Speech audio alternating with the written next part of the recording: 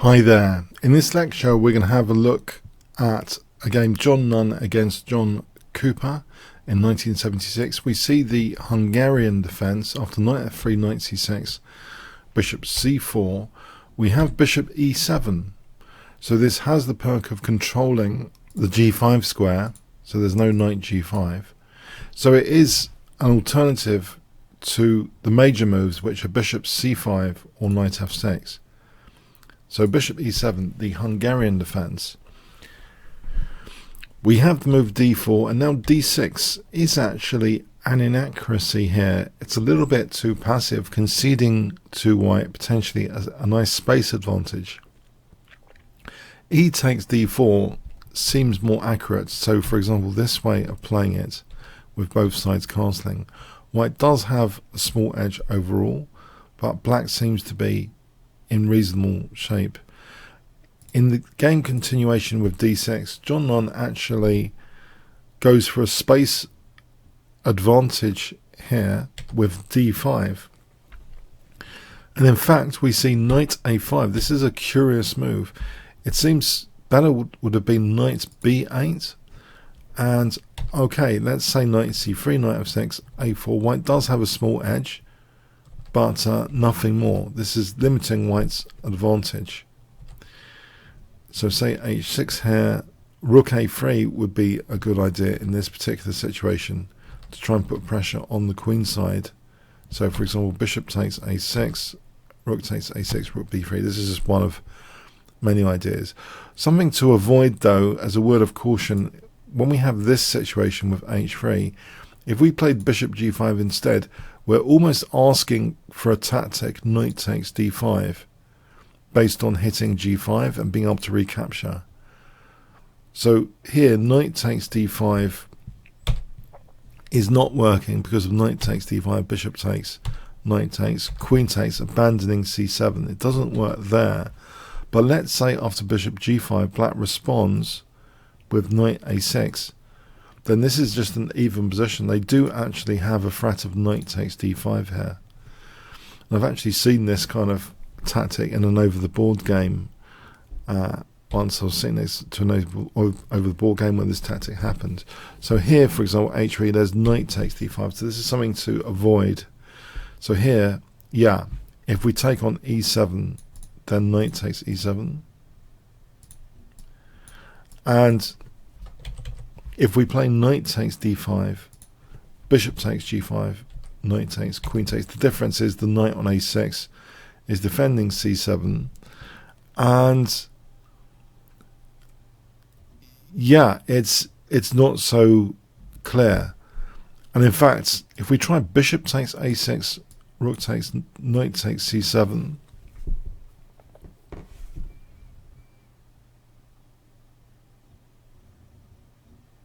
there's bishop takes h3 in this particular position, which is looking at g2. So that's what black can do there. That's a bit too much as well. Bishop takes h3 as a major threat there. So okay, but this, I just wanted to make that point that bishop g5 is not entirely clever when there's a battery like this with queen and bishop. Sometimes it's not too clever. So anyway, let's go back. So in the game, yeah, this knight a5 is a bit asking for trouble. We have bishop d3, the immediate threat. Now, John Nunn is threatening b4 here just to trap the knight. So c5, so this is a kind of a check Benoni structure. It looks as though it could have been cut from the check Benoni. Yeah, so in this position now, c4 is played, which cements white's advantage. If white had taken on c6, this is not to be recommended. It's giving black activity, and it's just an even position. c4 is a good way to make use of it cementing an advantage here. Knight c3, black castles, h3, a6, queen e2, rook b8. So white's setup is against black's pawn breaks, b5, and later maybe f5, and you can see that white is actually going to arrange something on f5 soon. So white castles, knight d7, b3, b6. So there's no major pawn break for black, which would give sometimes black activity. We have knight d1. So the idea here is to further strengthen support against any f5 from black, but also there's attacking prospects involved in this kind of strengthening of f5. It naturally centralizes pieces as well, the f5 square here. So g6, g4, there are attacking prospects being generated here.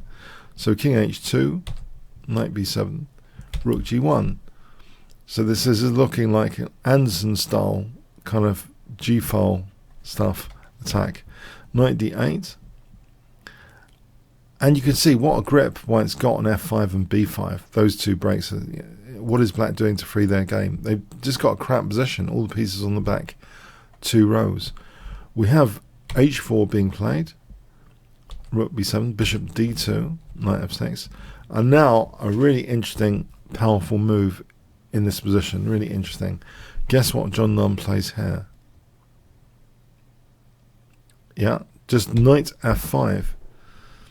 It's creating a kind of pawn roller, as well as opening up this bishop a bit more if it's taken. It was taken. If rook g8, White could actually just take the e7 bishop. Even though it seems to be bad, it will be weakening Black on the dark squares. I mean, when I say it seems to be a bad bishop, but yeah, Black's being weakened on the dark squares. And for example, this situation, White could start to put pressure on the dark squares, which have been loosened with that bishop not on the board anymore. So okay, so we have the sacrifice being accepted. E takes f5. So there are major ideas for White here. We have e4, which makes things worse for Black. Yeah, if the best move is knight e6, which is an engine suggestion, this is not too promising. That can be taken, and bishop h6. White definitely has a clear advantage. If rook g8, we can press on with g5. Knight h5, knight e1 hitting the knight, f6, g6, and if knight f4 now, bishop takes f4, e takes, knight g2. This situation, White's attack is just getting much stronger. Say queen f8, queen h5. White's attack is quite easy here. White's dominating the board, and for example, this situation, knight h5, to take this example further, the centre file is nice to have control of. Yeah, Black's not in a position to do much here. White can just build up and build up like this, and knight takes f6 for the g file in this example. That will be crushing. So yeah, if Black doesn't do anything, it looks as though, yeah, there's quite a dangerous attack which can just build up here. So we have e4, which makes things worse actually. It opens up this diagonal, and that, in fact, guess what John Nunn plays here? So he's already sacrificed one piece, and now he sacrifices another with bishop c3. So e takes, and now not even taking on f3, queen e3 is played. What is going on here? So Black has got 2 extra knights in this situation, but is completely tied down. There are huge threats here. We have the desperate looking knight e6 being played. So with a knight d4 threat. Now that is taken off. When I say a threat, I mean to at least get rid of this dangerous bishop on the diagonal. So that's taken off. F takes, d takes, e6, bishop d8, rook a to e1. So White's still a piece down, but huge, gigantic compensation.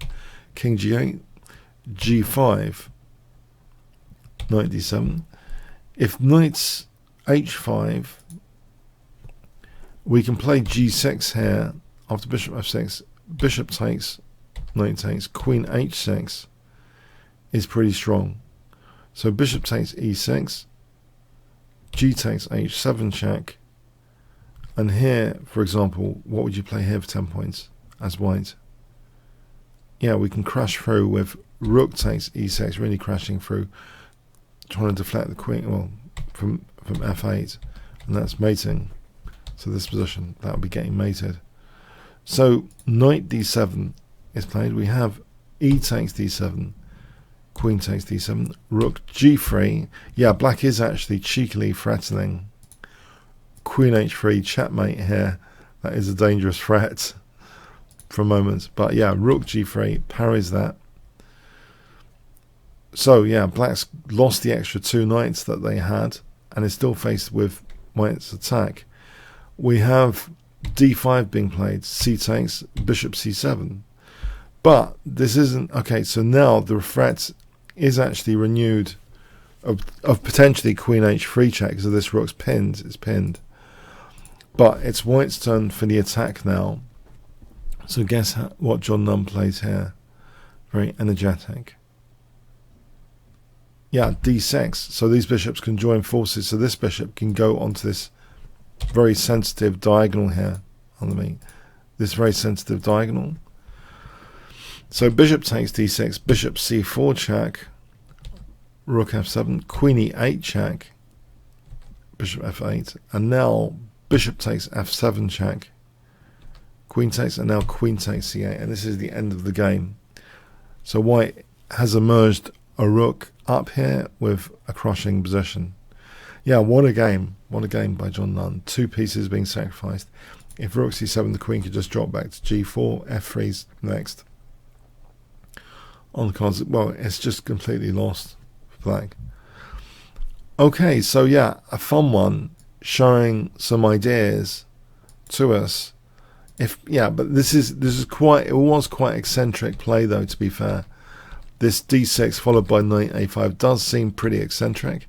So it was interesting the way it was punished though. This huge bind on black's strategic pawn breaks, b5 and any potential f5 kind of shut down, kind of vividly shut down, especially with this knight maneuver. So it's an instructive game, I would say, in its own right, and how to conduct the attack. This knight f5, very interesting move, knight f5. So 1 piece sacrifice, and then leading to another here. So yeah, really fun stuff. Black deciding to take the knight, not the bishop there. But yeah, there's huge pressure which is emerging, which is difficult to handle with that gigantic pin. Whatever happens here, it's very difficult to handle the pressure. Yeah, it's a huge position with potentially queen h6, g5 coming up. So maybe that's why the queen preferred to go to e3 rather than taking on f3. And yeah, black's counter sacrifices really didn't do too much. So black losing the extra 2 knights, and this final kind of rearrangement for these bishops. Look at these absolutely amazing bishops. What a game indeed. What a crushing game. Okay, thanks so much. Hi there. I hope you enjoyed that game sample. It's actually from my course, which you can find at the Kingscrusher TV page, which has great discounts. It's the Italian Game Mastery, the Ideal Beginner's Opening. So just very briefly, if we click there, you can also see other free sample videos. Just do expand all sections, and you can see these preview links if you want to see other free previews and get an idea of the course yourself. I'm going to keep it short here. Just basically to say I had a fantastic time seeing many brilliant games in the Italian game. You can see from the number of collections how epic some of these games are, that they've been collected like hundreds of times at chessgames.com. And yeah, I really hope you check out this index and may consider getting the course. Okay. Comments, questions, likes, shares appreciated. Thanks very much.